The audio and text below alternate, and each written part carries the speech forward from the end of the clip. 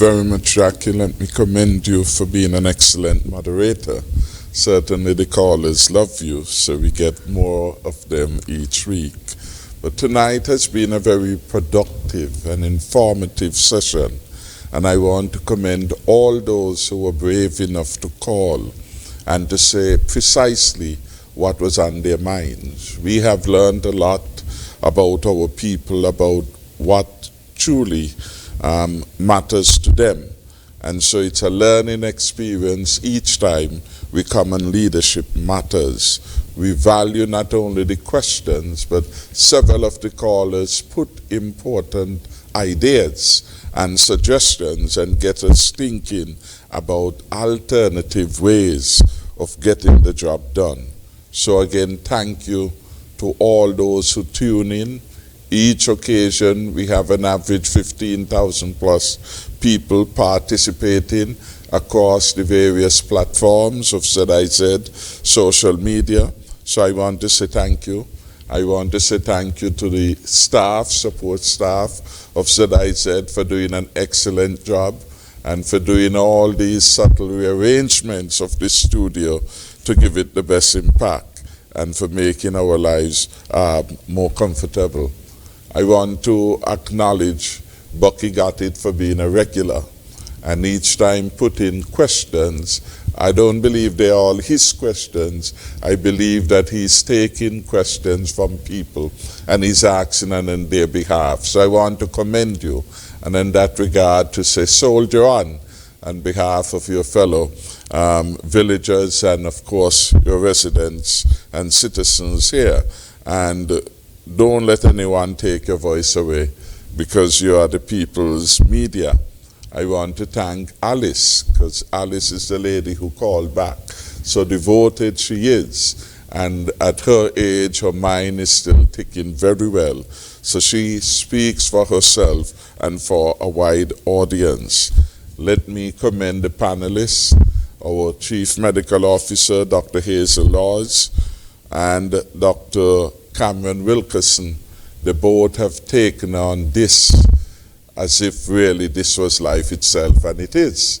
One of the major challenges that we face as a nation and a people in this century.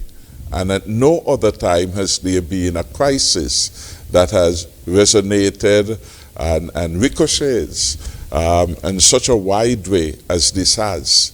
It started as a health pandemic, but it has now taken on other dimensions, and one of which is has delivered a devastating blow to people's livelihoods everywhere. The International Labour Organization has recorded that across the world, a total of 255 million persons have lost their jobs. In our own hotel industry here, we are looking at between taxi service, hotel workers, those who do massage, the braiders, and all the bars, some 3,000 persons or so who had been impacted. Never before have so many persons around the world had such a difficult experience, psychological, mental, physical, and of course, financial, in terms of its impact upon one's income. And that is why we have to be in this together. This is one of the reasons that we have been putting forward the view very strongly that we need equitable distribution of vaccines, because until everyone is vaccinated, none of us really can achieve the benefit. And that is where the principle of herd immunity imposes upon every responsible person to do it not just for yourselves, but to do it for your household, do it for your workplace, do it for your country. And the best each of us can do, we talk about the vial coming with 10 dose minimum, is to ensure when we look in our homes, do we have 70% of the people there vaccinated? When we look in our workplaces, do we have 70% of the people there vaccinated? When we count ZIZ staff, Do we have 70% of them vaccinated? And if the answer is not, we have to do something. The leaders have to take the lead in this. And that is why Dr. Wilkinson, followed by Dr. Laws, and 25 plus doctors on the very first day undertook to show by example that this was critical to stabilize the economy and of course to prevent our health systems from being overwhelmed. All over the world now, well, not all over, but remarkably in some of the more advanced countries, we are seeing what they are describing as a third wave of infection. And what they are saying to us, the longer you take to get to herd immunity, you're going to allow for new variants to come. The new variants, as they mutate, they are becoming more deadly, more transmissible, etc. So there's a lot at stake in getting the people vaccinated as quickly as they can. And of course, we are doing very well, but we cannot become complacent. Complacent will steal every opportunity we have to get the economy back on track. I recall in March, and at the end of 2020, well, it would have been 2019, the pandemic struck us in March, we had the largest number of employees ever on the record of Social Security. We had the largest number of contributors in the history of Social Security. Over 30,000 plus persons were contributing. And we had the largest number of persons engaged in self-employment. We had the highest level of wages being paid in the country in the history of Social Security, hovering at $1 billion. These were significant indicators of a country on the move. And then suddenly, we heard that COVID-19 had come. In March, we had one of the best months in terms of tax collection. In April, we collected $4 million. The worst collection in a lifetime we have had. The worst collection, $4 million. It indicated the impact. In the fisheries sector, they lost 82% of their production in April alone. Some of it as a result of the lockdowns, fishers couldn't get at sea, but also the loss of markets, because the hotel sector was an important consumer of our fisheries product. And so when we begin to do things that get the country to work again, put people to work, allow greater incomes to flow in the country, we are really assisting a broad cross-section of sectors, including agriculture, including fisheries, including retail trade. And that is why we are putting now a premium attention to the recovery efforts. I want to thank Raquel Brown for coming and giving the perspective of an expert in the tourism sector about the urgency for all players to get on board. We really can't opt out. We have to opt in.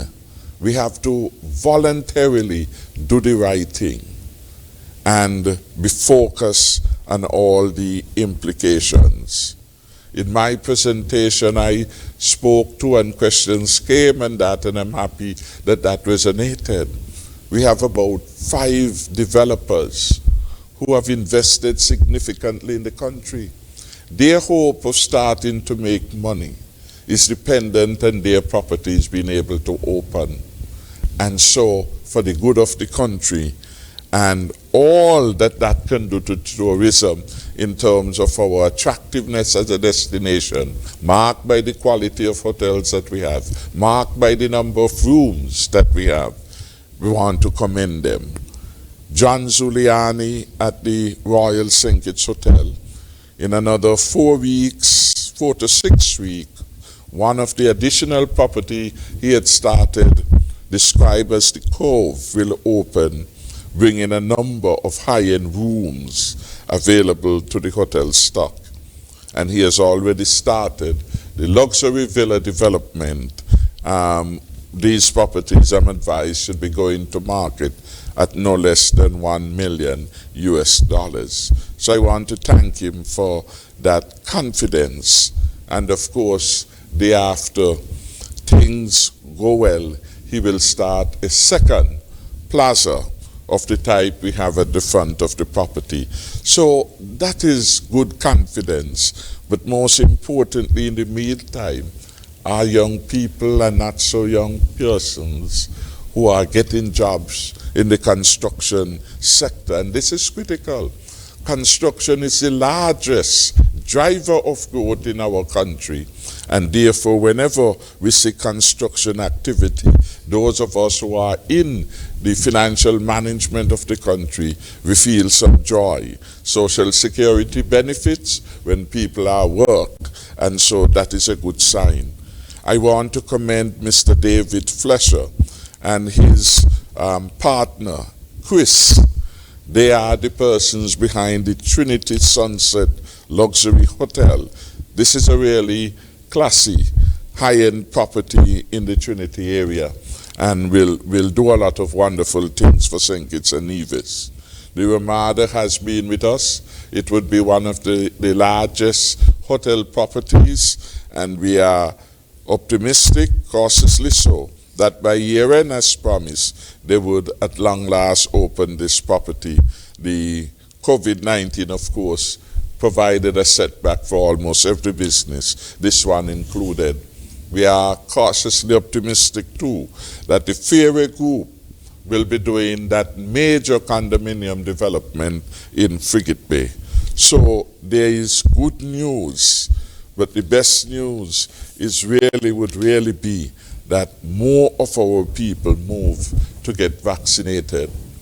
I intend to advise the financial secretary that we shall move to put $15 million for home construction, first-time homeowners in the next couple of months to add a further boost to the economic activity in our country. And a further $3 million we will put to assist small business. Not to get into taxi business, because there is no need for any more. It's now overbooked and over service. So these will have to be real, viable, creative projects. This $3 million will not be going to buy any more buses, because again, it doesn't make sense at this particular moment in time. And we have had the tendency really, as one person see something look successful, then another one want to get, and we have an overcrowding of participants, dividing the pie too small for either of them to survive. So these are two further positive developments that the government can take and will take to boost confidence in the economy, put more men and women at work, and create opportunities for small and medium-sized businesses. I want to basically end on a note of commendation to say thank you for the 11 retired nurses who I gather returned to help us in our vaccination build-out. I do not know all of their names, but Nurse Sylvia Isaac of Frigate Bay delivered several babies for my mother. And so it was a pleasure last time I visited Newtown to see her there.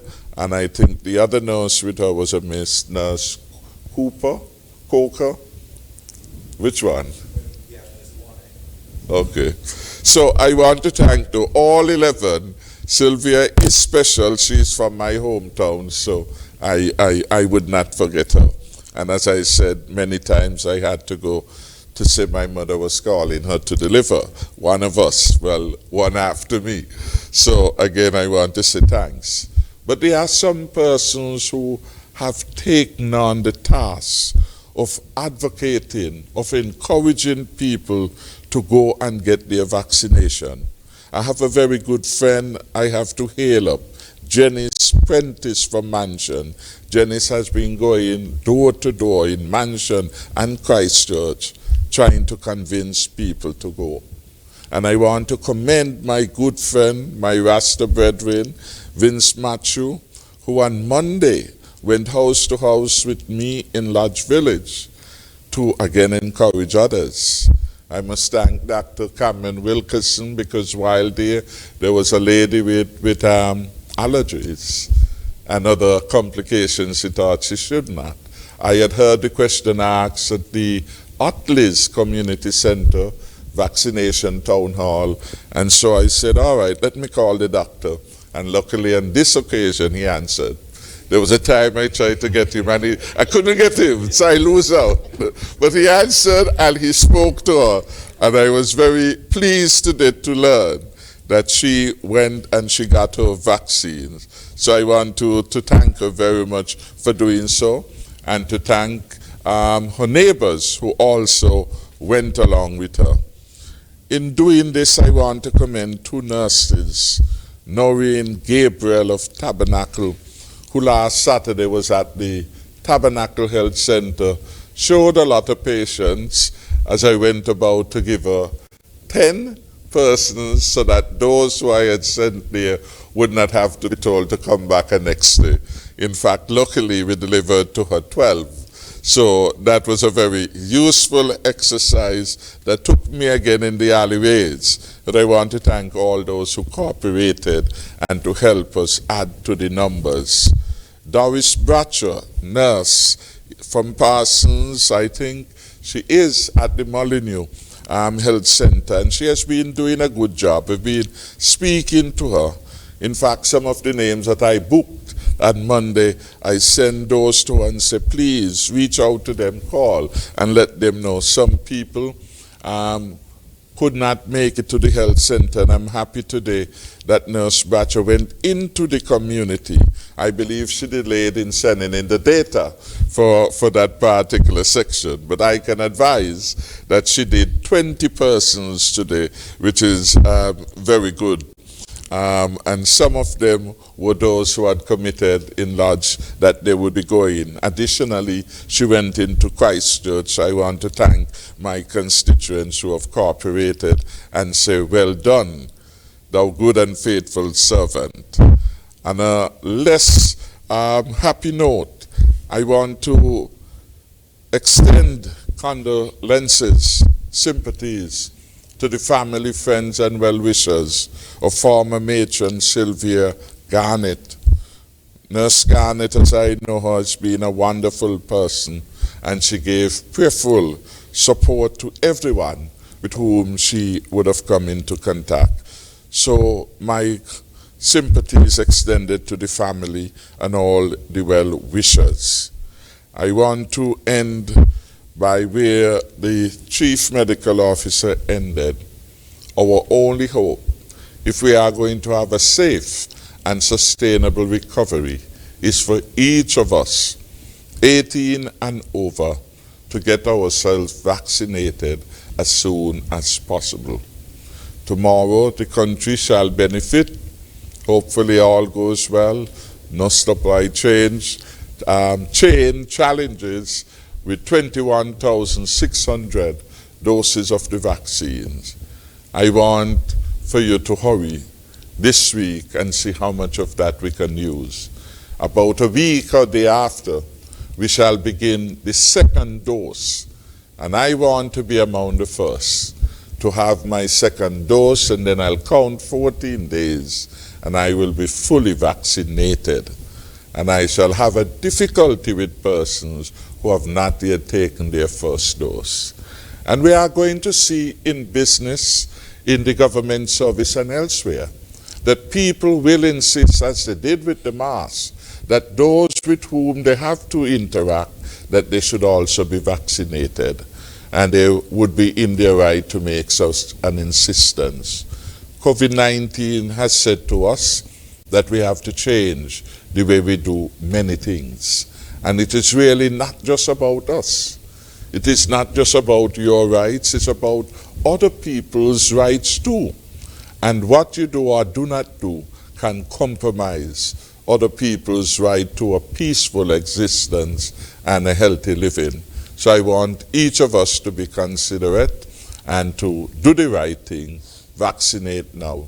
May God continue to bless this beautiful country And may he continues to favor St. Kitts and Nevis with love and all the wonderful things. Thank you very much again for being part of this program.